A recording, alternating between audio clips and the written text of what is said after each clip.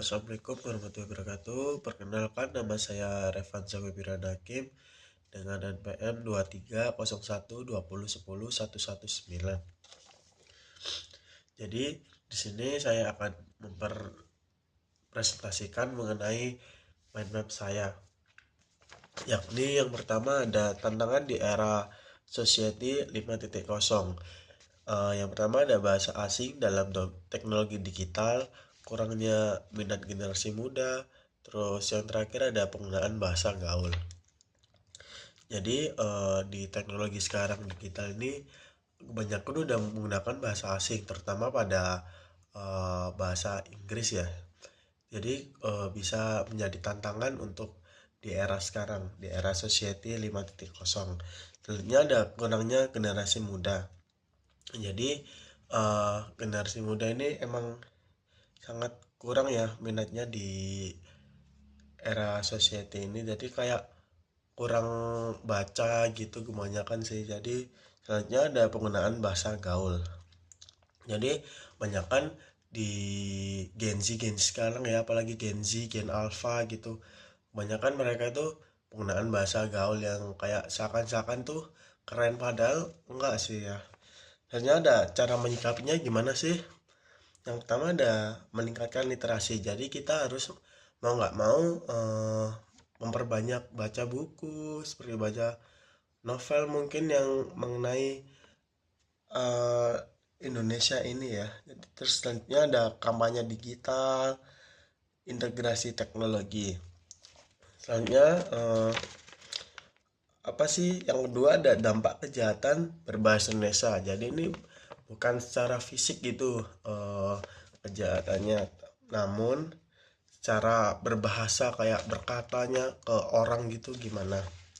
Pertama itu ada kebencian, yang kedua ada fitnah, ada hoax. Ini kan udah banyak kan di era sekarang tuh ya, kayak gini nih, apa, kebencian, fitnah itu udah banyak banget.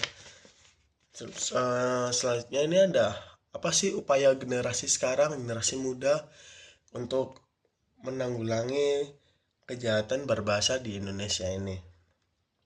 Jadi yang pertama, menjadi teladan dalam berbahasa santun. Jadi kita itu harus menjaga etika bahasa kita, kayak ya harus sopan gitu.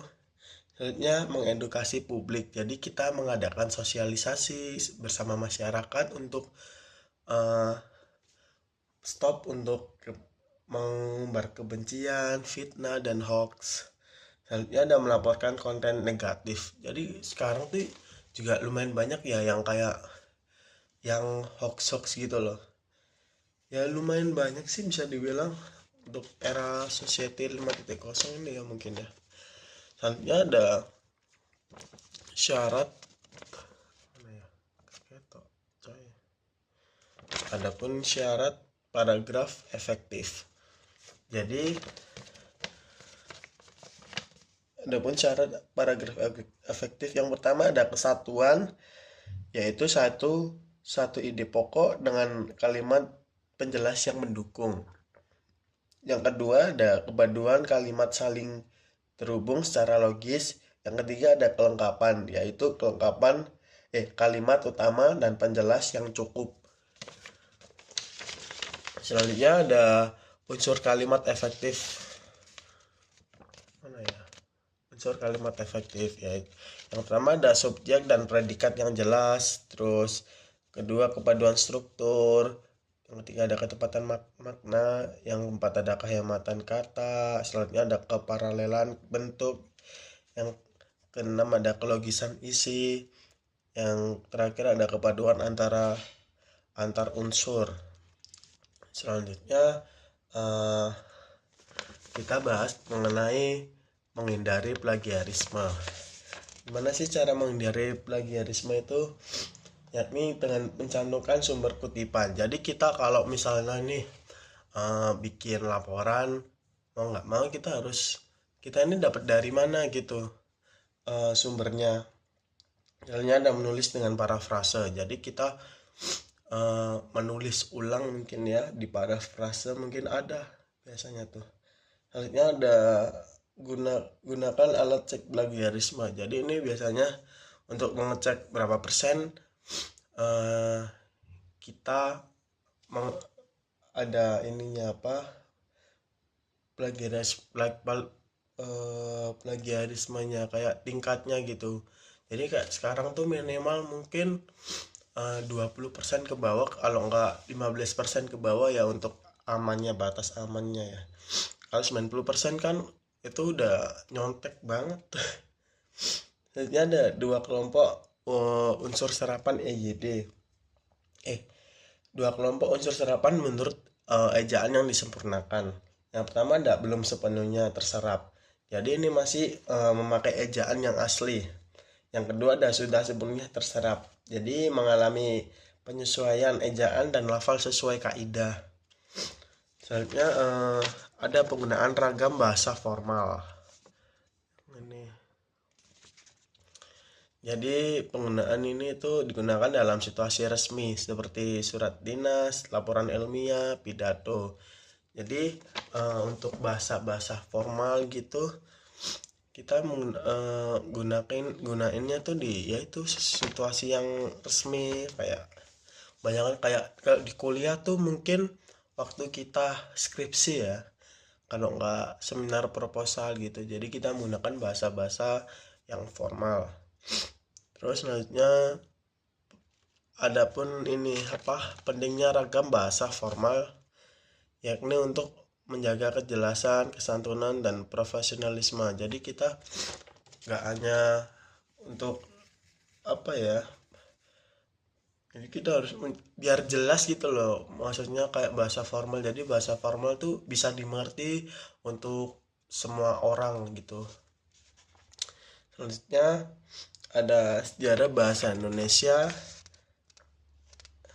Sejarah bahasa Indonesia ya, ini bahasa Indonesia ini berasal dari bahasa Melayu, diresmikan sebagai bahasa persatuan pada Sumpah Pemuda 20 Oktober tahun 1928, lalu dikukuhkan UUD 1945.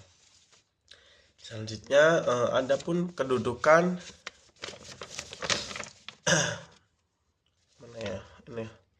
kedudukan dan fungsi bahasa Indonesia sebagai bahasa nasional. Apa sih kedudukan dan fungsinya itu? Jadi ini tuh alat komunikasi antar daerah.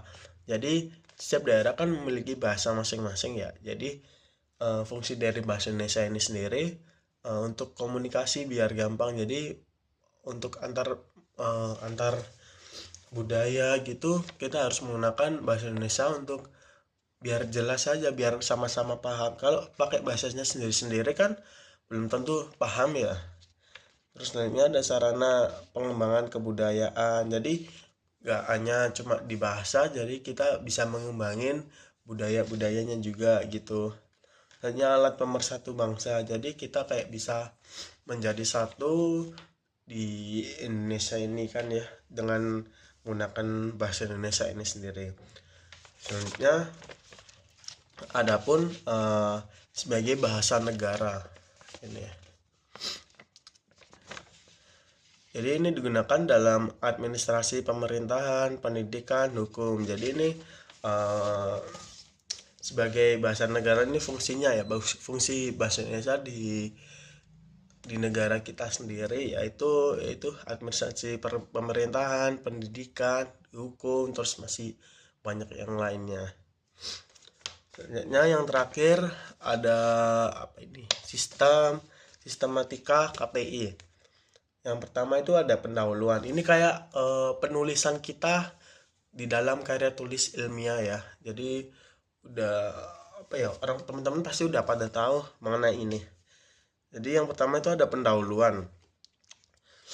Terus yang selanjutnya ada tinjauan pustaka. Yang ketiga ada metodologi. Selanjutnya ada hasil dan pembahasan. Selanjutnya ada kesimpulan dan saran. Yang selanjutnya ada daftar pustaka. Yang terakhir ada lampiran. Ini lampiran ini kayak misalnya kita habis kayak observasi gitu-gitu. Jadi kita harus menampilkan laporan. Harus menampilkan lampiran. Mau nggak mau ya. Karena itu sebagai bukti. Kalau hanya untuk kayak laporan biasa mungkin tidak perlu ya untuk lampiran ini sendiri. Jadi udah selesai